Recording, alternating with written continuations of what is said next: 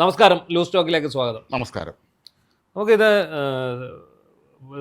Donald ട്രംപിൻ്റെ ഒരു ഒളിച്ചോട്ടം വലിയൊരു വാർത്തയാണ്. അത് കഴിഞ്ഞ ദിവസങ്ങളിൽ തന്നെ വലിയ വാർത്തയായതാണ്. പക്ഷേ അതിൽ യഥാർത്ഥത്തിൽ എന്താണ് സംഭവിച്ചെന്നുള്ളതിൻ്റെ വിശദാംശങ്ങൾ ഇന്നാണ് പുറത്തു വന്നിട്ടുള്ളത്. ഓക്കെ, എന്തോ സംഭവം അത് നിങ്ങളത് ചെയ്ത? അതെ. കഴിഞ്ഞ ദിവസം നമ്മൾ പുറത്തു വന്ന വാർത്ത അനുസരിച്ച് നമ്മൾ ഇന്നലെ കണ്ട് കൊടുത്തിരുന്നു. അപ്പോൾ അതിൽ പറഞ്ഞത് അദ്ദേഹം തുർക്കിയിൽ അവിടെ നടന്ന അതെ നാറ്റോ ഉച്ചകോടി പങ്കെടുക്കാൻ വേണ്ടി പോകുന്നു. അവിടെ എത്തിയപ്പോഴാണ് മനസ്സിലായത് അദ്ദേഹം വന്ന ഈ എയർഫോഴ്സ് നമ്പർ 1 എന്ന് പറയുന്ന വിമാനം ഖത്തർ രാജകുടുംബം അദ്ദേഹത്തിന് കൊടുത്തതാണ്. അതിനെ ഒന്ന് മോഡിഫൈ ചെയ്തു, അതിന് നമ്പർ 1 കൊണ്ടുവന്നതാണ്. പക്ഷേ അവിടെ എത്തിയപ്പോൾ അവർക്ക് ഒരു അപകടം മനസ്സിലായത്, ഇത് പോകുന്നത് ഇറാനും തുർക്കിയും അതിർത്തി രാജ്യങ്ങളാണ്.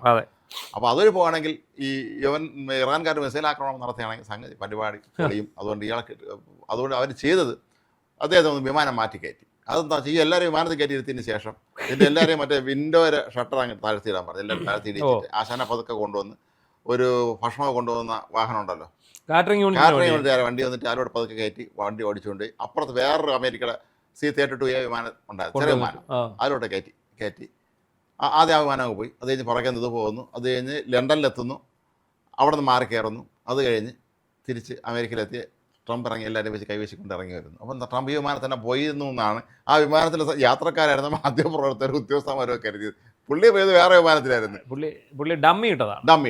CBI ഇടുന്നില്ല, ആദ്യം ഒരു ഡമ്മി ഇട്ടു. വെടി വെക്കുന്ന അതേ വെച്ചോട്ടെന്ന് ആലോചിച്ച് നോക്ക്. വെടി വെച്ചിരുന്നെങ്കിൽ ഇവരെല്ലാവരും കൊല്ലപ്പെടില്ലേ.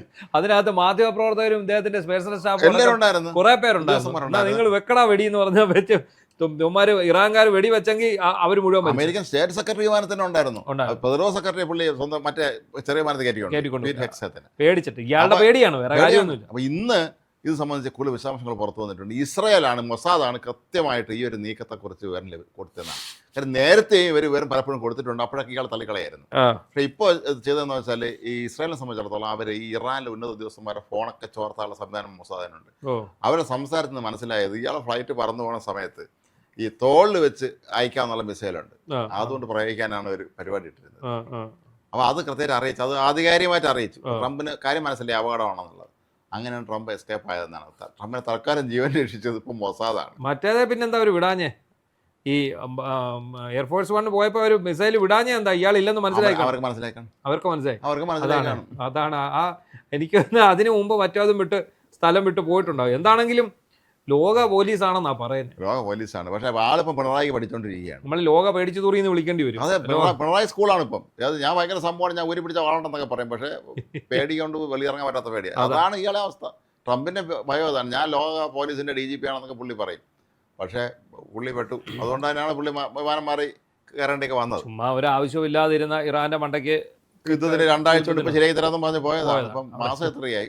അവിടെ ചെന്ന് കടിച്ചതും അല്ല പിടിച്ചതും അല്ല.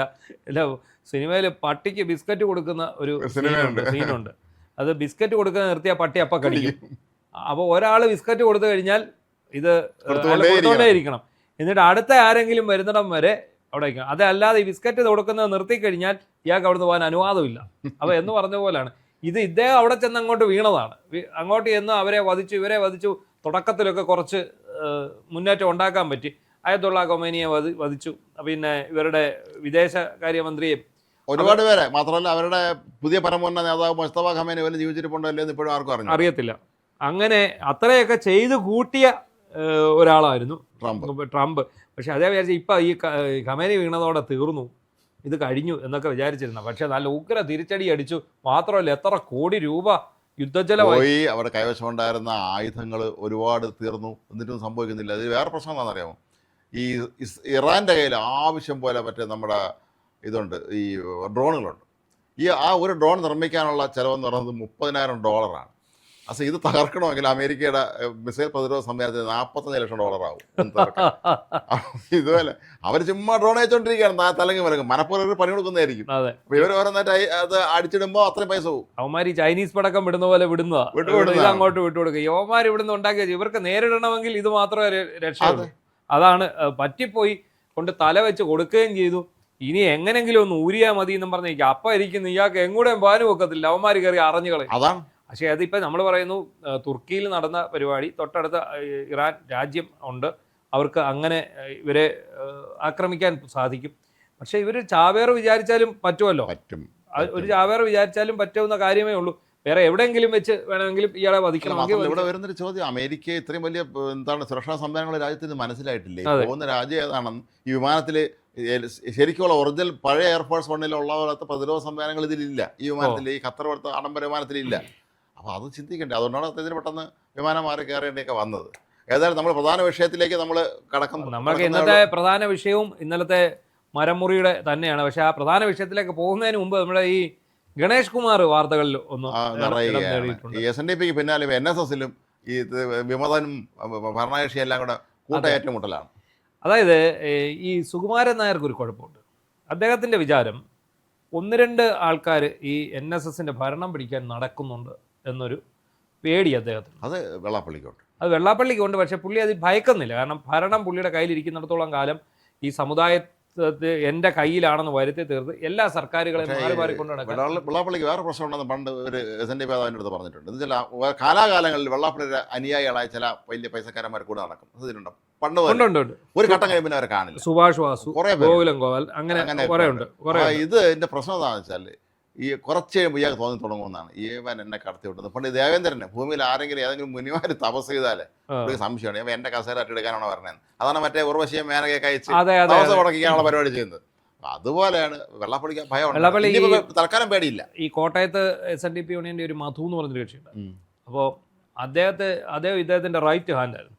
ഇപ്പോൾ ഇവർ തമ്മിൽ എല്ലാവരും അങ്ങനെ തന്നെയാണ്. ഒരു കാലത്ത് വിശ്വസ്തന്മാരായിരുന്നു. അല്ല പിന്നെ ഇപ്പോൾ സുകുമാരൻ നായരുടെ കാര്യത്തിൽ ഏതാണ്ട് പതി തന്നെയാണ് സംഭവിക്കുന്നത്. സുകുമാരൻ നായരുടെ കാര്യത്തിൽ ഇത് തന്നെയാണ് പ്രശ്നം. സുകുമാരൻ നായർ പുള്ളിക്ക് ഭീഷണിയായിട്ട് തോന്നുന്ന ആൾക്കാരെ എല്ലാം പുള്ളി നിർമ്മാർജ്ജനം ചെയ്യും. അങ്ങനെ നിർമ്മാർജ്ജനം ചെയ്ത ഒരാളാണ് നമ്മുടെ കലഞ്ഞൂർ മധു. അതായത് നമ്മുടെ മന്ത്രി ബാലഗോപാലിൻ്റെ സഹോദരൻ. അപ്പോൾ അദ്ദേഹം അടൂർ SNDP യൂണിയൻ്റെ ചെയർമാനും പിന്നെ NSS യൂണിയൻ ചെയർമാനും നമ്മുടെ ഡയറക്ടർ ബോർഡ് അംഗവും ഒക്കെ വളരെ പ്രബലനായിരുന്നു. അപ്പം അദ്ദേഹത്തിൻ്റെ സഹോദരൻ മന്ത്രിയായി കഴിഞ്ഞ സമയത്ത് ഇയാൾക്കൊരു ഭയം, കലഞ്ഞൂർ മധു എന്നെ പുറത്താക്കി ഇതിൽ NSSന്റെ ജനറൽ സെക്രട്ടറി ആകുമോ എന്നൊരു അധികാരം കൂടെ കിട്ടിയ സ്ഥിതിക്ക്. അപ്പോൾ അദ്ദേഹം എന്ത് ചെയ്തു, നേരെ ഈ കലഞ്ഞൂർ മധുവിനെ അങ്ങ് മാറ്റി. എന്നിട്ട് ഈ യൂണിയൻ അങ്ങ് പിരിച്ചുവിട്ടു. അദ്ദേഹത്തിന്റെ ഒരാളെ തന്നെ അവിടെ രണ്ട് ചേട്ടന്മാരും അനിയനും ചേട്ടനും സുകുമാരൻ നായരും വെള്ളാപ്പള്ളിയുടെ പരിപാടി പിരിച്ചുവിട്ടു. അങ്ങനെ ഈ പറയുന്ന കലഞ്ഞൂർ മധു അങ്ങനെ ഔട്ടായി. അപ്പോൾ കലഞ്ഞൂർ മധു എന്ന് പറഞ്ഞാൽ ജനങ്ങളുടെ ഇടയിൽ നല്ല സ്വാധീനമുള്ള ആളാണ്. മാത്രമല്ല അദ്ദേഹത്തോട് എല്ലാവർക്കും താല്പര്യമാണ്. ഇപ്പം മന്ത്രി ബാലഗോപാലാന്ന് പറഞ്ഞാലും സാത്വികനായ ഒരു മനുഷ്യനാണ്, സാധു മനുഷ്യനാണ്. അപ്പോൾ ഈ ബാലഗോപാൽ ധനമന്ത്രി ആയിരിക്കുന്ന സമയത്ത് കലഞ്ഞൂർ മധുവിനെ നമ്മുടെ ധനലക്ഷ്മി ബാങ്കിൻ്റെ ചെയർമാനാണ്. അങ്ങനെയാണ് ഇയാൾക്ക് പണി കിട്ടിയതെന്നാണ് പറയുന്നത്. ആർക്കാണ്? സുകുമാരൻ നായർ. ആ സുകുമാരൻ നായർക്ക് പണി കിട്ടിയെന്ന് വെച്ചാൽ അദ്ദേഹത്തിൻ്റെ മരുമകനും അവിടെ അതിൽ ജോലിയായിരുന്നു. അവിടെ എന്തോ ക്രമക്കേടുണ്ടായി, ഇയാളെ പിടിച്ചു. അങ്ങനെയാണ് ഈ സുകുമാരൻ നായർ പിണറായിയുമായിട്ട് ഒത്തുതീർപ്പാകുന്നത് എന്നാണ് ഒരു കഥയല്ല, ഈ NSSുമായിട്ട് ബന്ധപ്പെട്ട ആൾക്കാർ മുഴുവൻ സോഷ്യൽ മീഡിയയിൽ എഴുതിക്കൊണ്ടിരുന്ന ഒരു കഥയാണ്. അങ്ങനെങ്കിൽ ഇത്ര പെട്ടെന്ന് ഈ നാമജപ ഘോഷയാത്രയും മറ്റു കാര്യങ്ങളും ഒക്കെ നടത്തിയ ഈ സുകുമാരൻ നായർ എങ്ങനെ ഇതെല്ലാം നടത്തി ഈ സർക്കാരിനെ വെല്ലുവിളിച്ച് ശബരിമല യുവതീ പ്രവേശനത്തിൽ പിണറായി സർക്കാരിനെതിരെ ശക്തമായ നിലപാട് സ്വീകരിച്ച ഇദ്ദേഹം ഒരു സുപ്രഭാതത്തിൽ പിണറായിക്ക് അനുകൂലമായിട്ട് സംസാരിക്കുന്നിടത്തിലേക്ക് കാര്യങ്ങൾ വന്നത് ഇങ്ങനെയാണെന്ന് പറയുന്നു. ഈ പിടിച്ചു കഴിഞ്ഞു, ഇത് പ്രശ്നമാകുമെന്ന് കണ്ടു കഴിഞ്ഞപ്പം എന്താണ് വിഷയം, എന്താ ഈ മരുമകനെ ശിക്ഷിക്കുകയോ അറസ്റ്റ് ചെയ്യുകയോ ഒക്കെ ചെയ്തു കഴിഞ്ഞാൽ വലിയ വിഷയമാണെന്ന് കണ്ടപ്പോൾ ഇദ്ദേഹം പിണറായിയുടെ കാല് പിടിച്ചു എന്നാണ് പറയുന്നത്. മറ്റൊരു എതിർകക്ഷികൾ പറയുന്നത്. അങ്ങനെ അദ്ദേഹം പിണറായി മുഖേന അപ്പോൾ പിണറായിക്ക് അനുകൂലമായിട്ട് അങ്ങനെ അങ്ങ് ചെന്നു എന്നുള്ള ഒരു കഥയാണ് പറയുന്നത്. ഇത് NSSന്റെ ഗ്രൂപ്പുകളിലും സോഷ്യൽ മീഡിയയിലും പ്രചരിക്കുന്ന ഒരു കഥയാണ്. പക്ഷെ എന്താണെങ്കിലും ഇതിനകത്തൊരു കാര്യമുണ്ട്, സുകുമാരൻ നായർക്ക് ഒരു മനംമാറ്റം ഉണ്ടായിരുന്നു. അത് പിണറായി വിജയനെ കുറിച്ച് ഈ LDFിനോട് ഒരു താല്പര്യം പുള്ളിക്ക് വന്നതായിട്ട് നമുക്കും അന്ന് മനസ്സിലായിട്ടുണ്ട്. എന്തായാലും അങ്ങനെ ഇരിക്കുമ്പോൾ പിന്നെ പുള്ളിക്ക് ഇതിനിടയ്ക്ക് വേറൊരു പ്രശ്നം ഉണ്ടായിരുന്നു. നമ്മുടെ അവിടെ ഈ പിന്നെ MN സുരേഷ് വാസ്തുവിദ്യ ഗുരുകുലത്തിൻ്റെ ഒരു കക്ഷിയുണ്ടായിരുന്നു. അപ്പോൾ അദ്ദേഹം വാസ്തുവിദ്യാ ഗുരുകുലത്തിൻ്റെ ചെയർമാൻ PN സുരേഷ് വാസ്തുവിദ്യാ ഗുരുകുലത്തിൻ്റെ. അതിനുശേഷം അദ്ദേഹം എന്ത് ചെയ്തു, ഈ NSSന്റെ ഡയറക്ടർ ബോർഡ് കലാമണ്ഡലം കൽപ്പന സർവകലാശാലയുടെ VC ഒക്കെ ആയിരുന്ന ആളാണ്. അപ്പോൾ ഇദ്ദേഹം അവിടെ ചെന്നു. പെട്ടെന്ന് തന്നെ ഈ സുകുമാരൻ നായരോട്ട് വലിയൊരു കമ്പനി അങ്ങ് ഉണ്ടാക്കി. എന്ന് പറഞ്ഞാൽ ഭയങ്കര പിടിപാട്. വലിയൊരു പദവി അദ്ദേഹത്തിന് കിട്ടിയിരുന്നല്ലോ. അവിടെ പദവി ഏതാണ്ട് കൊടുത്തിരുന്നു, അതിന്റെ പേര് ഞാൻ മറന്നുപോയി.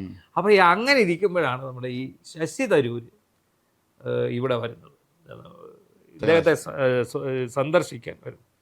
അപ്പോൾ പിറ്റേന്ന് മനോരമയുടെ ഫ്രണ്ട് പേജ് ശശി തരൂർ ഈ സുകുമാരൻ നായരെക്കാൾ പ്രാധാന്യത്തിൽ ഈ PN സുരേഷിന്റെ പണം.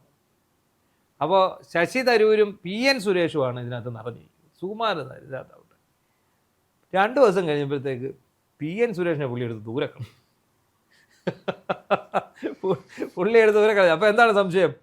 ഇവൻ ഇങ്ങോട്ട് വന്നിരിക്കുകയാണ് എന്നെ ചവിട്ടി പുറത്താക്കാൻ വേണ്ടി. ഇവൻ വലിയ വലിയ ആൾക്കാരെ കൊണ്ട് ഇവിടെ വന്ന് ഭരണം പിടിക്കാനുള്ള നീക്കമാണ്.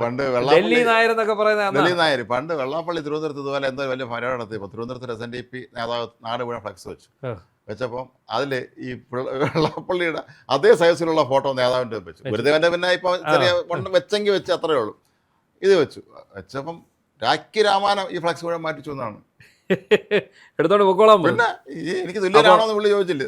അപ്പോൾ അതുപോലെയാണ് ഇത് വന്നത്. അങ്ങനെ വന്നിരിക്കുമ്പോഴാണ് പിന്നെ ഇദ്ദേഹത്തിന് തോന്നുന്നത് ഗണേഷ് കുമാർ ഇദ്ദേഹത്തിന്റെ പെറ്റായിരുന്നു, അറിയാമല്ലോ. ഗണേഷ് കുമാർ അപ്പുറം പറയുമായിരുന്നു, അദ്ദേഹം 6 വർഷമുള്ളത് അതിന്റെ പിതാവ് അന്തരിക്കുന്നതിന് മുമ്പ് തന്നെ പറയുമായിരുന്നു NSSന്റെ കാര്യത്തിലും സുകുമാരൻ നായർ ജനറൽ സെക്രട്ടറി കാര്യത്തിൽ നീ പ്രത്യേകം ശ്രദ്ധിക്കണം, ഒരു പരിഗണന വേണം, ഒരു കരുതൽ വേണമെന്ന് എപ്പോഴും പറയുമായിരുന്നു. നീ മന്ത്രിയായിരിക്കുന്ന സമയത്ത് അദ്ദേഹം സഹായിക്കണമെന്നൊക്കെ ഉള്ളതില്ല. അപ്പൊ അദ്ദേഹം ഈ ശരിക്കും ഗണേഷ് ഇവരുടെ ഒരു പെറ്റായിട്ടാണ് നിന്നത്. അത് അങ്ങനെ ഇരിക്കുമ്പോഴാണ് ഇത്തവണ ഗണേഷിനെയും ചവിട്ടി പുറത്താക്കി. അതിനു മുമ്പ് ആദ്യം കൊട്ടാരക്കര യൂണിയനിൽ പത്തനാപുരം യൂണിയനിൽ ഇതിന്റെ എന്താ ആരോപണം വന്നു, ഫണ്ട് തിരിമറിയൊക്കെ വന്നു. ഇദ്ദേഹത്തെ നേതൃത്വത്തിലുള്ള ഭരണസമിതി അങ്ങ് പുറത്താക്കി. ഇങ്ങനെ താലൂക്ക് യൂണിയൻ ചെയർമാൻ പ്രസിഡന്റ് ആയിരുന്നു. അത് വെച്ചിട്ട് പുറത്താക്കി കഴിയുമ്പോഴാണ് ഇദ്ദേഹം തോൽക്കുന്നത്, നിയമസഭ തെരഞ്ഞെടുപ്പിൽ തോൽക്കുന്നു. അതിന്റെ പിന്നാലെ ഡയറക്ടർ ബോർഡിൽ നിന്നും എല്ലാം എടുത്ത് ദൂരെ കളഞ്ഞു. അപ്പോൾ എന്ത് പറ്റി? ഇദ്ദേഹം ഏറ്റവും അധികം ഭയന്നത് ഗണേഷിനെയാണ്. ഇനി ഇയാളെങ്ങാനും തെരഞ്ഞെടുപ്പിൽ തോറ്റിട്ട് നേരെ ഇങ്ങോട്ട് വരുമോ, എന്റെ ഭരണം പിടിക്കാൻ വരുമോ, എന്റെ കസേര പോകുമോ എന്നുള്ള സംബന്ധിച്ചിടത്തോളം അദ്ദേഹം മന്നത്ത് പത്മനാഭൻ അദ്ദേഹത്തിന്റെ വളരെ അടുത്ത ഒരു അനുയായിയായിരുന്നു. അദ്ദേഹത്തിന്റെ ഒരു പെറ്റായിരുന്നു. അദ്ദേഹത്തിന്റെ മകനെ പോലെ സ്നേഹിച്ചിരുന്ന ഒരാളായിരുന്നു. രാഷ്ട്രീയത്തിലേക്ക് അദ്ദേഹത്തെ കൊണ്ടുവരുന്നതിലും പൊതുരംഗത്ത് എത്തിക്കലും ഒക്കെ അദ്ദേഹം വലിയ പങ്ക് വഹിച്ചെന്ന് അദ്ദേഹം ബാലകൃഷ്ണൻ എപ്പോഴും പറയുമായിരുന്ന ഒരു കാര്യമാണ്. മാത്രമല്ല അദ്ദേഹം എനിക്ക് തോന്നുന്നത് 6 പതിറ്റാണ്ടിലധികം പത്തനാപുരത്തെ താലൂക്ക് യൂണിയൻ പ്രസിഡന്റ് ആയിരുന്നു തോന്നുന്നു, കൊട്ടാരക്കരയുടെ. അപ്പോൾ എന്തായാലും അതിൻ്റെയൊക്കെ ഒരു വലിയ ഒരു നേട്ടം ഉണ്ടായിരുന്നു. പക്ഷേ ആർ ബാലകൃഷ്ണനുള്ള NSSന്റെ ജനറൽ സെക്രട്ടറി ആവാൻ എല്ലാ തരത്തിലും അർഹനായ ഒരാളായിരുന്നു. പക്ഷേ അദ്ദേഹം രാഷ്ട്രീയത്തിലോട്ട് പോയി. ഇപ്പം ഗണേഷ് ഇപ്പം എല്ലാ മേഖലകളിലും ആയല്ലോ, സിനിമയായി, അതുപോലെ രാഷ്ട്രീയമായി, മന്ത്രിയായി, MLA ആയി, മന്ത്രിയായി, അങ്ങനെ എല്ലാം കഴിഞ്ഞു. ഇനിയിപ്പോൾ അദ്ദേഹം ഒരു വിശ്രമ ജീവിതത്തിലേക്ക് നീങ്ങുമ്പോൾ എന്നാ പിന്നെ ഇനിയിപ്പോൾ NSSന്റെ ജനറൽ സെക്രട്ടറി ആയേക്കാം എന്ന് കരുതിയാണ്.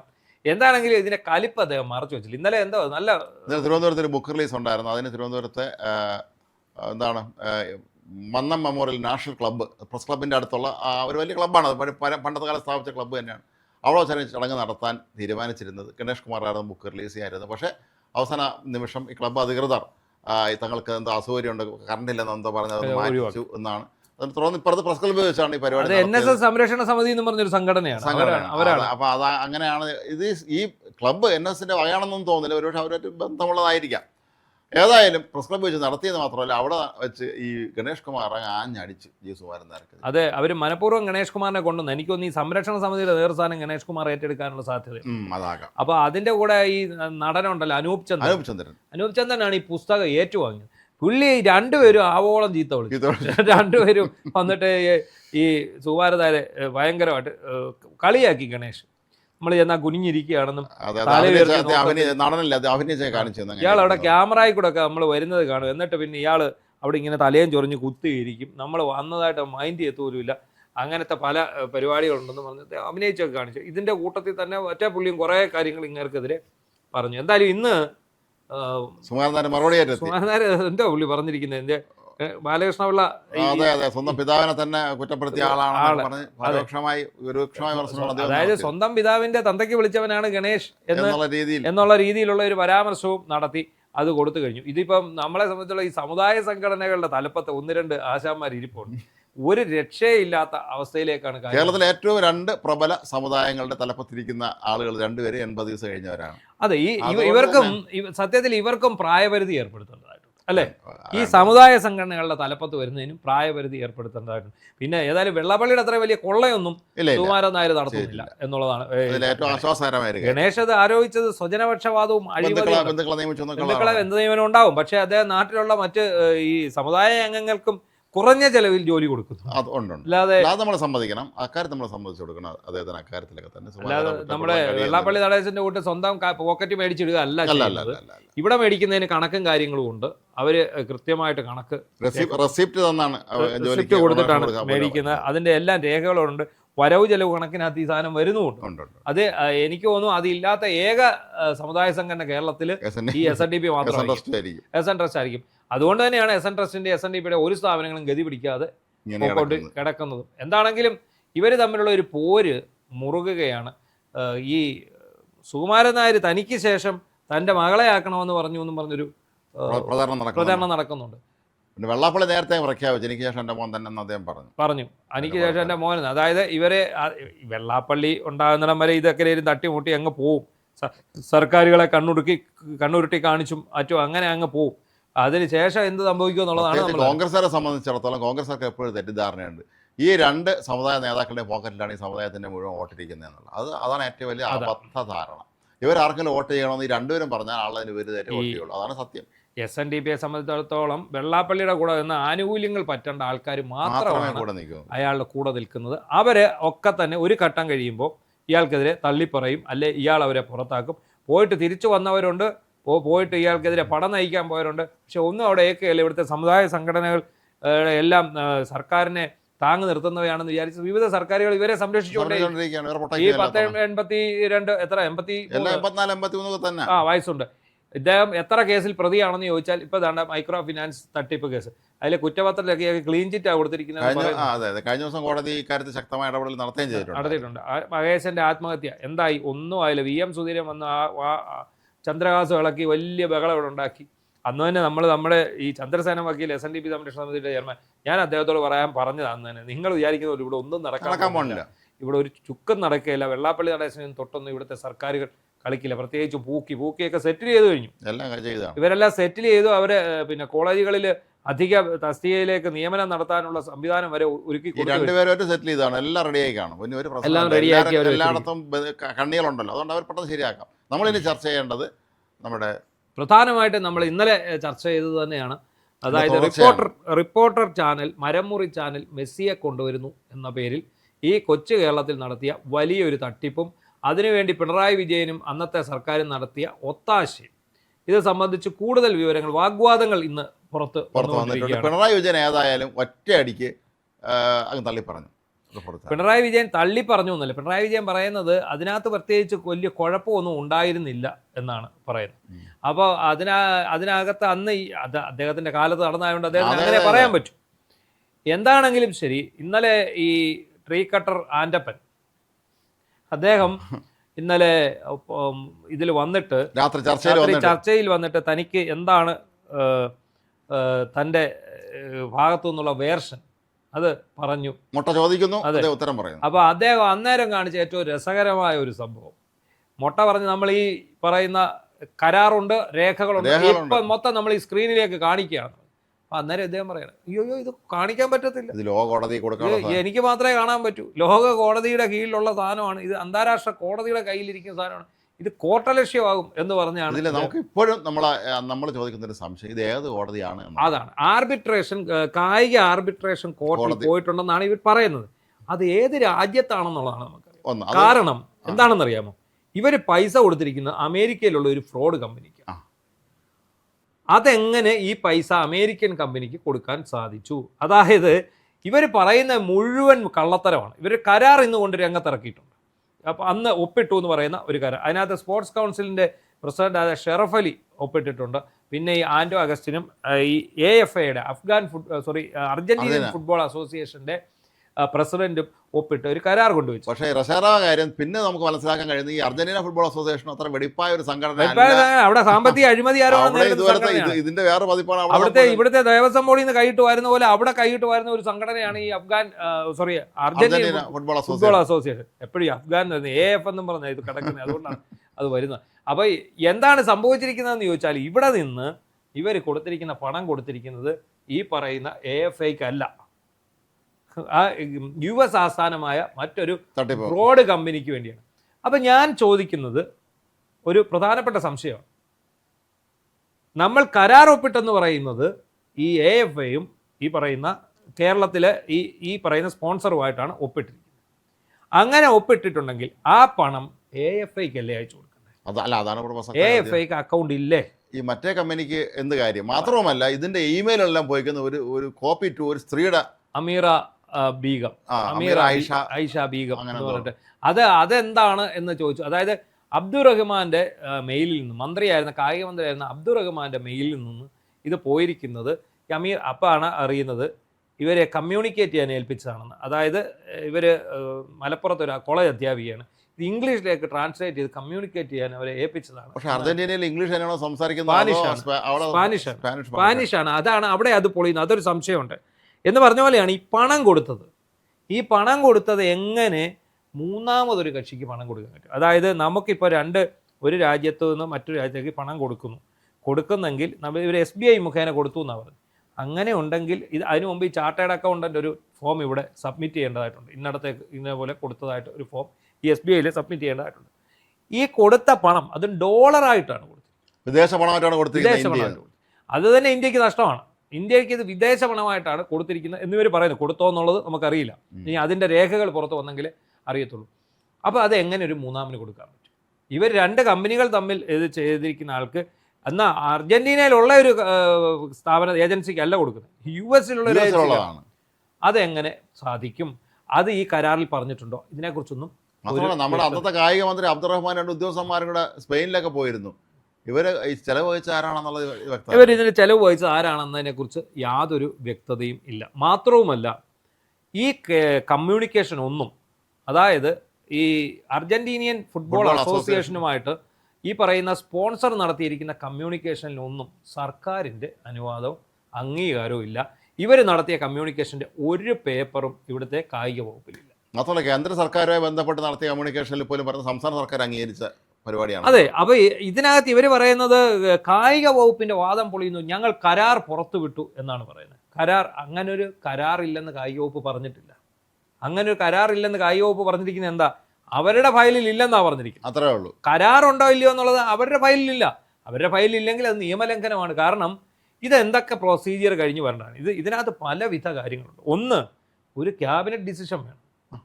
2, ഈ പറയുന്ന അർജന്റീനിയൻ ഫുട്ബോൾ താരത്തെ കൊണ്ടുവരാൻ വേണ്ടിയുള്ള ഈ സ്പോൺസർഷിപ്പിന് ഇതിപ്പോൾ മെസ്സി ആയതുകൊണ്ട് ഒരു വിദേശ താരം, മെസ്സി ആണെങ്കിൽ ഒരു വിദേശ താരം കൊണ്ടുവരുമ്പോൾ അതിന്റെ ഒരുപാട് ഔപചാരികത. അല്ല, ഇതിന് 5 കോടിക്ക് മുകളിലാണെങ്കിൽ ടെൻഡർ ക്ഷണിക്കേണ്ടതുണ്ട്.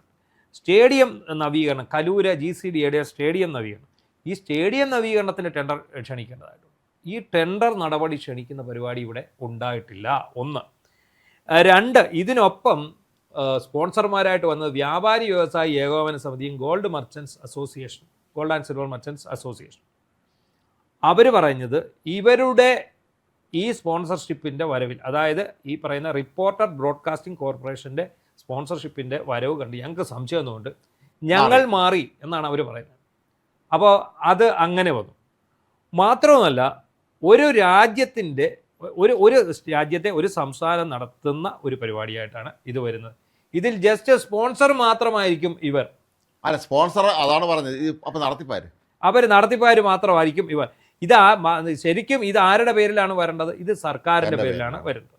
പിന്നെ ഇങ്ങനെ ഒരു പരിപാടി എന്ന് പറയുമ്പോൾ ഇതൊരു കമ്പനി നിയമപ്രകാരം രജിസ്റ്റർ ചെയ്താണ് റിപ്പോർട്ടർ ബ്രോഡ്കാസ്റ്റിംഗ് കോർപ്പറേഷൻ. അവർക്ക് കമ്പനി നിയമത്തിന് അതിനൊരു ഇത് പറഞ്ഞിട്ടുണ്ട്. ഇവരെന്തിനു വേണ്ടിയാണ് ഈ കമ്പനി രജിസ്റ്റർ ചെയ്തത്? അത് വാർത്താ പ്രക്ഷേപണം, മാധ്യമ പ്രവർത്തന രംഗത്തേക്ക്. കമ്പനി നിയമപ്രകാരം ഇവർക്ക് അതിൽ നിന്ന് മാറാനേ ഇത്തരത്തിൽ ഇവന്റ് മാനേജ്മെന്റോ അങ്ങനെ നടത്താൻ പറ്റില്ല. നടത്താൻ പറ്റുക എന്ന് പറഞ്ഞാൽ ഇതിൻ്റെ ഈ ബസ്സിയെ കൊണ്ടുവരുന്നതിൻ്റെ ലാഭവിഹിതം, ബസ്സി വരുമ്പോൾ ഉള്ള ലാഭവിഹിതം ഉണ്ടല്ലോ, ഇത് സർക്കാരിന് പോകുന്നില്ല. അതെ, അതും പോകുന്നില്ല. അതങ്ങനെ ഒരു കരാറിൽ പറഞ്ഞിട്ടില്ല. ഈ ലാഭവിഹിതം എന്താണ്? ഈ വരുന്നത് എന്താണ്? കേരളത്തിൽ കളിക്കാൻ വരുന്നു. ഈ പറഞ്ഞ സ്റ്റേഡിയം നമ്മൾ കൊടുക്കും, ഇവിടുത്തെ എല്ലാ സൗകര്യങ്ങളും സർക്കാർ കൊടുക്കും. സർക്കാർ സ്റ്റേഡിയമാണ് GCD എന്ന് പറഞ്ഞ സർക്കാർ സ്റ്റേഡിയമാണ്. പണ്ട് ഈ സ്റ്റേഡിയം നിർമ്മിച്ച കരുണാകരനെ ചീത്ത വിളിച്ചിരുന്ന CPM ആരാണ് ഇപ്പം ഈ സ്റ്റേഡിയം വിട്ടുകൊടുത്തത്? എല്ലാ സൗകര്യങ്ങളും സർക്കാർ ഒരുക്കി കൊടുക്കും. സർക്കാരിന് എന്ത് കിട്ടും? സർക്കാരിനൊന്നും കിട്ടത്തില്ല. അതെങ്ങനെയാണ് പറ്റുന്നത്? മാത്രമല്ല കമ്പനി ചട്ടപ്രകാരം ഒരു കാരണവശാലും അവർക്ക് ഇങ്ങനെ ഒരു പരിപാടി സംഘടിപ്പിക്കാനുള്ള റൈറ്റ് ഇല്ല. അത് കമ്പനി രജിസ്ട്രാർ ഓഫ് കമ്പനീസിനെ അത് സംബന്ധിച്ച് പരാതി പോയിട്ടുണ്ട്. ഇങ്ങനെ ഒരു പരിപാടി ചെയ്യാൻ കേന്ദ്ര സർക്കാർ ഒന്ന് വിചാരിക്കുകയാണെങ്കിൽ ഇത് വളരെ ഈസി ആയിട്ട് 2 ദിവസത്തിന് ഇതിന്റെ മുഴുവൻ കള്ളക്കളികൾ കണ്ടുപിടിക്കാൻ സാധിക്കും. പിന്നെ അതുപോലെ കേന്ദ്രത്തെ പറ്റിച്ചു. ഇതിനകത്ത് കേരളത്തിന്റെ മെയിൽ പോയിരിക്കുന്നത്, അതായത് കായിക മന്ത്രിയുടെ ഓഫീസിൽ നിന്ന് മെയിൽ പോയിരിക്കുന്നത് ഇവിടെ കായിക മന്ത്രാലയം നടത്തുന്നു എന്നും പറഞ്ഞാണ്. കേരളത്തെ കായിക മന്ത്രാലയം അപ്പൊ കേന്ദ്ര പ്രശ്നം ഉണ്ടാക്കില്ലല്ലോ. അതെ, പക്ഷെ കരാർ വെച്ചിരിക്കുന്ന ആരൊക്കെ തമ്മിലാണ്? ഈ പറയുന്ന അമേരിക്കയിലെ കമ്പനിയല്ല, അഫ്ഗാൻ ഫുട്ബോൾ അർജന്റീനിയൻ ഫുട്ബോൾ അസോസിയേഷനും ഈ പറയുന്ന ഈ റിപ്പോർട്ടഡ് ബ്രോഡ്കാസ്റ്റിംഗ് കോർപ്പറേഷനോട് കരാർ വെച്ചിരിക്കുന്നു. എത്ര രൂപയുടെ? 330 കോടി രൂപയുടെ കരാറാണെന്നാണ് പറയുന്നത്. 330 കോടി രൂപ ഈ ടീം ഇവിടെ വന്ന് കളിക്കും. 26 കോടി രൂപ അങ്ങോട്ട് കൊടുത്തു അല്ല, 330 ആദ്യം 130ഉം 140ഉം പിന്നീട് 190ഉം കൊടുത്തു എന്നൊക്കെ ഒരു കഥ പ്രചരിക്കുന്നുണ്ട്. ഇതൊന്നും ശരിയല്ല, ഇതൊന്നും വ്യക്തമല്ല എന്നുള്ളതാണ് ഇതിനകത്ത് ഏറ്റവും പ്രധാനപ്പെട്ട. ഇന്നലെ രാത്രി ചാനൽ വന്നിരുന്ന ഒരുപാട് പറഞ്ഞു. അതാണ് പറഞ്ഞ ഈ പറഞ്ഞ കരാറ് ഞാൻ കാണിക്കാം, കരാറ് കാണിക്കുമെന്ന് മുട്ട പറയുമ്പോൾ ആൻ്റെ പറയും ഇത് പറ്റത്തില്ല എന്ന് പറഞ്ഞ് എന്താണ്? ഇതെല്ലാം തട്ടിക്കൂട്ട് പരിപാടികളാണ്. ഇതിനകത്ത് പിണറായി വിജയനും ഈ പറയുന്ന കായിക മന്ത്രിയായിരുന്ന അബ്ദുൾ റഹ്മാനും ഈ ജയതിലകിനും അതുപോലെ ഈ ആന്റോ അഗസ്റ്റിൻ, ഈ 4 പേര് മാത്രം ചേർന്നുള്ള ഒരു കൂട്ടുകച്ചവടം. കാലത്ത് ഈ അന്നത്തെ ചീഫ് സെക്രട്ടറി ഉൾപ്പെടാത്ത ഇങ്ങനത്തെ ഒരു ഉഡായ്പ പരിപാടി ഇല്ല എന്നുള്ളവർ ആദ്യം മനസ്സിലാക്കണം. അതെ, ഇവിടുന്ന് നമ്മൾ പണമായിട്ടാണ് ഇത് പോകുന്നത്, ഇന്ത്യൻ മണിയായിട്ടാണ് ഇത് പോകുന്നതെങ്കിൽ നമുക്കത് ഇതിനകത്ത് കുഴപ്പങ്ങളൊന്നുമില്ല. പക്ഷേ ഇത് ഡോളറായിട്ടാണ്. അതാണ് ഇത്രയും ഡോളർ ഇവിടുന്ന് പോകുമ്പോൾ ഇതിൽ കള്ളപ്പണം വെളുപ്പിക്കൽ നടന്നിട്ടുണ്ടോ? അതാണ് നമ്മൾ സംശയിക്കുന്നത്. ഈ പരിപാടി പോലും ഒരുപക്ഷെ പിണറായി വിജയന്റെ ഈ ധനസമാഹരണത്തിൽ ഒരു പങ്ക് വെളുപ്പിക്കാൻ വേണ്ടി ഉള്ളതാണോ എന്നുള്ളതിൽ നമ്മൾ സംശയിക്കുന്നത് ന്യായമാണ്. അല്ല, തായ്ക്കണ്ടി സംഘത്തെ സംബന്ധിച്ചിടത്തോളം അവർ ഏതൊരു പൈസ ഉണ്ടാക്കാനുള്ള ഒരു ഓട്ടത്തിലായിരുന്നു. നമുക്കിന്ന് രാവിലെ നമ്മൾ കൊടുത്ത വാർത്തയുടെ അടിയിൽ ഒരു പ്രേക്ഷകൻ വന്നിട്ട് എഴുതിയിരിക്കുകയാണ്, ഇത് മിക്കവാറും തൈക്കണ്ടി ബാങ്കിലേക്കായിരിക്കും. തൈക്കണ്ടി ബാങ്കിലേക്കായിരിക്കും. ഇത് എങ്ങനെയാണ് പോയി? ഇതിന്റെ വേരുകൾ അന്വേഷിച്ച് പോയാൽ ഒരുപക്ഷെ ഈ പറഞ്ഞ പോലെ വീണ്ടും തൈക്കണ്ടിയിലായിരിക്കും ചെന്ന് നിൽക്കുക. കാരണം എക്സാലോജിക്ക് പിന്നെ വേറെ എന്തോന്നും ഒരു കമ്പനി ഉണ്ടായിരുന്നു, 2 ഉണ്ടായിരുന്നുണ്ട്. 3ാമതൊരു ഫുട്ബോൾ കമ്പനി ഉണ്ടോ എന്നുള്ളത് നമ്മൾ അന്വേഷിച്ച് നോക്കേണ്ടി വരും. അപ്പോൾ ഇതിനകത്ത് ഇവരെ സംബന്ധിച്ചിടത്തോളം ഈ പറയുന്ന റിപ്പോർട്ടർ ബ്രോഡ്കാസ്റ്റിംഗ് കോർപ്പറേഷനകത്ത് ഇതിനകത്ത് ഒരുപാട് ദുരൂഹത ഉണ്ട്. രാവിലെ തൊട്ട് ഇവരിത് വെളുപ്പിക്കാൻ വേണ്ടി ശ്രമിക്കുന്നു. മാത്രമല്ല അവരുടെ ജീവനക്കാരെ മാധ്യമപ്രവർത്തകർ എല്ലാവരും തന്നെ ഫേസ്ബുക്ക് പേജിൽ ഇവരെ ഈ കള്ളത്തനം ന്യായീകരിച്ചുകൊണ്ട് പോസ്റ്റ് ഇടുകയും അതിൻ്റെ താഴെ നാട്ടുകാർ നന്നായിട്ട് മറുപടി കൊടുക്കുകയും ചെയ്തിട്ടുണ്ടല്ലോ. അതെ, അപ്പോൾ ഈ ഇതിനകത്ത് പറയുന്ന ഒരു കാര്യമുണ്ട്. ഈ പറയുന്ന ജയതിലക്, പിണറായി വിജയൻ, ഈ അബ്ദുൾ റഹ്മാൻ, ഇവർ 3 പേർക്കും മാത്രമേ ഇതിനെക്കുറിച്ച് അറിയത്തുള്ളൂ. അത്രേ ഉള്ളൂ. ഈ എഴുത്തുകുത്തുകളിലൊന്നും, അതായത് കായിക വകുപ്പ് വരുന്ന ഒരു സർക്കാർ ഓഫീസിൽ വരുന്ന ഒരു സർക്കാർ അനുബന്ധ ഓഫീസിൽ വന്നാൽ അവിടെ തപാൽ എന്ന് പറഞ്ഞൊരു സംവിധാനമുണ്ട്. അത് മെയിൽ വന്നാലും ഉണ്ട്, അത് അല്ലാതെ കത്തായിട്ട് വന്നാലും ഉണ്ട്. അതെന്താണ്? ആ തപാലിൽ ഇത് രേഖപ്പെടുത്തും, ഇന്ന സമയത്ത് ഇന്ന കത്ത് ഇവിടെ വന്നിരിക്കും. ഇങ്ങനെ ഈ എഴുത്തുകുത്ത് ഒന്നും ഈ കരാറുകളുടെ ഒന്നും ഇപ്പം സ്പോർട്സ് കൗൺസിൽ ഈ കരാറിൽ ഒപ്പിട്ടെങ്കിൽ ഇത് സ്പോർട്സ് കൗൺസിലിൻ്റെ ഭാഗത്ത് ഈ കത്ത് കാണണം. അതെ, ആ കത്ത് സ്പോർട്സ് കൗൺസിലിൻ്റെ ഭാഗത്തുണ്ടെങ്കിൽ അതിൻ്റെ ഒരു കോപ്പി കായിക മന്ത്രാലയത്തിൻ്റെ ഓഫീസിലും കായിക മന്ത്രിയുടെ ഓഫീസിലും ഒരു രേഖയൊന്നും ഇല്ലെന്നാണ്. ഇപ്പം ഇതിൻ്റെ കായിക വകുപ്പിൻ്റെ പ്രിൻസിപ്പൽ സെക്രട്ടറി, പിന്നെ സ്പെഷ്യൽ സെക്രട്ടറി ആയിട്ടുള്ള എൻ പ്രശാന്ത് ഈ എൻ പ്രശാന്ത് പറഞ്ഞിരിക്കുന്നത് ഈ രേഖകളൊന്നും ഇവിടെ ഇല്ല. അങ്ങനെ ഇദ്ദേഹം ഇത് അന്വേഷണം നടത്തിയപ്പോഴാണ് ഇത്രയും സന്ദേഹങ്ങൾ കാണിച്ചുകൊണ്ട് റിപ്പോർട്ട് കൊടുത്തത്. അതായത് ഒന്നുകിൽ ഇവർ കള്ളപ്പണം വെളുപ്പിച്ചിരിക്കാം, ഇതിൻ്റെ പിന്നിൽ വലിയ നിഗൂഢതകളുണ്ട്, വലിയ ദുരൂഹതയുണ്ട്, ഈ രാജ്യത്തെ നിയമ സംവിധാനങ്ങൾ മുഴുവൻ അട്ടിമറിച്ചിരിക്കുന്നു. ഒരു വിദേശ രാജ്യത്ത് നിന്നൊരു ക്ലബിന് അല്ലെങ്കിൽ ഒരു വിദേശ രാജ്യത്തെ ഒരു ടീമിന് ഇവിടെ വന്ന് എങ്ങനെ കളിക്കാൻ സാധിക്കും? അതിന് കേരള സർക്കാരിൻ്റെ അനുമതിയില്ലാതെ എങ്ങനെ ഒരു കരാറിൽ ഏർപ്പെടാൻ സാധിക്കും? ഇങ്ങനൊരു അനുമതി കേരള സർക്കാർ കൊടുക്കണമെങ്കിൽ കേരള സർക്കാരിന്റെ ക്യാബിനറ്റിൽ ഒരു തീരുമാനം ഉണ്ടാവണം. അങ്ങനെ ഒരു തീരുമാനം ഉണ്ടായിട്ടില്ല, ഒന്നും പറഞ്ഞിട്ടില്ലല്ലോ. ഒരു തീരുമാനം ഉണ്ടായിട്ടില്ല. മാത്രമല്ല അന്ന് ഈ മന്ത്രി അബ്ദുൾ റഹ്മാൻ പറഞ്ഞ ഓർമ്മയുണ്ടോ, കാശുള്ള ഒരു കളി കണ്ടാൽ മതി എന്നാണ്. അതെ, വലിയ വിവാദമായി. കാശുള്ള കളി കണ്ടാൽ മതി, ടിക്കറ്റ് നിരക്കിനെ കുറിച്ച് ചോദിച്ചു, കാശുള്ള ഒരു കളി കണ്ടാൽ മതി എന്നാണ്. അപ്പോൾ ഏതാണ്ട് ഇതേ ലൈനിലായിരുന്നു ഒരു കാര്യങ്ങൾ മുന്നോട്ട് പോയിക്കൊണ്ടിരുന്നത്. ഞങ്ങൾക്ക് ഇവിടെ ചോദിക്കാനും പറഞ്ഞാൽ ആരുമില്ല, ഞങ്ങൾ ഇതൊക്കെ ചെയ്യും, ഞങ്ങൾക്ക് ഇഷ്ടമുള്ള പോലെയൊക്കെ ചെയ്യും എന്നുള്ള ഒരു ധാർഷ്ട്യത്തോടു കൂടി ഇതിന് പിണറായിയുടെ സംഘത്തിൻ്റെയും അതിൻ്റെ അനുചരന്മാരുടെയും അനുഗ്രഹം കിട്ടാതെ ഒരിക്കലും ഇത്തരത്തിലുള്ള തട്ടിപ്പാര് മുന്നോട്ട്. അതുകൊണ്ടാണ് ഇന്നിപ്പോ റിപ്പോർട്ടർ ചാനലിനെ അനുകൂലിച്ച് ഇവിടുത്തെ DYFIക്കാർ CPMകാരും രംഗത്തിറങ്ങിയിട്ടുണ്ട്. അതെ, അടുത്ത കൊള്ളയിലേക്ക് സർക്കാർ നീങ്ങുകയാണ്. അപ്പോൾ അതിനിടയ്ക്ക് കൂടി ഒരു സാധനം കൂടി നമ്മൾ പറയേണ്ടിയിരിക്കുന്നു. വി ഡി സതീശൻ്റെ ഏറ്റവും അടുത്ത ഒരാളെ MDMA ആയിട്ട് പിടിച്ചു. അയാൾ വി ഡി സതീശനുമായിട്ട് അടുത്തുള്ള ഒരാൾ തന്നെയാണ്, അതിനൊരു സംശയവും വേണ്ട. പക്ഷേ അയാളെ MDMA ആയിട്ട് പിടിച്ചു. MDMA ആയിട്ട് പിടിച്ചിട്ട് ആ ആളിൻ്റെ കാര്യം അയാളെ വി ഡി സതീശൻ്റെ സോഷ്യൽ മീഡിയ കോർഡിനേറ്റർ എന്ന പേരിലാണ് ഇവർ പ്രചരിപ്പിച്ചുകൊണ്ടിരിക്കുന്നത്. സത്യത്തിൽ അങ്ങനെയല്ല. വി ഡി സതീശൻ എന്നങ്ങനെ പറഞ്ഞൊരു പേജുണ്ട്, ആ പേജിന്റെ കോർഡിനേറ്ററാണ് ഇയാൾ, അല്ല വി ഡി സതീശന്റെ വ്യക്തിപരമായ ഒരു തലക്കെട്ട് മുഖ്യമന്ത്രിയുടെ ഓഫീസിൽ MDMA കയറി എന്നും പറഞ്ഞിട്ടാണ്. അപ്പോ അത് മാത്രമല്ല, അങ്ങനെ ഉണ്ടെങ്കിൽ ഇയാളെ ഒരിക്കലും അറസ്റ്റ് ചെയ്യത്തില്ലായിരുന്നു. അതെ, ഇതിനകത്ത് സതീശൻ ഇടപെട്ടിരുന്നെങ്കിൽ ഇയാളെ അറസ്റ്റ് ചെയ്യുമായിരുന്നു. അയാളെ അറസ്റ്റ് ചെയ്യത്തില്ല. അയാളെ അറസ്റ്റ് ചെയ്യാതെ അയാളെ പറഞ്ഞു വിട്ടേനല്ലോ. ഇത് പിന്നെ സർക്കാരിന്റെ പോക്ക് മുന്നോട്ടായതുകൊണ്ടാണല്ലോ മുഖ്യമന്ത്രിയുടെ ഓഫീസിലുള്ളവനാണെങ്കിൽ പോലും അവനെ MDMA ആയിട്ട് വന്നപ്പോൾ അവനെ പിടിച്ചത്. അല്ല, അതാണ് വി ഡി സതീശന്റെ മഹത്വം എന്ന് പറയേണ്ടത്. അങ്ങനെ ഇന്നലെ വരെ കൂടെ അകത്തിട്ടിരിക്കുന്നു.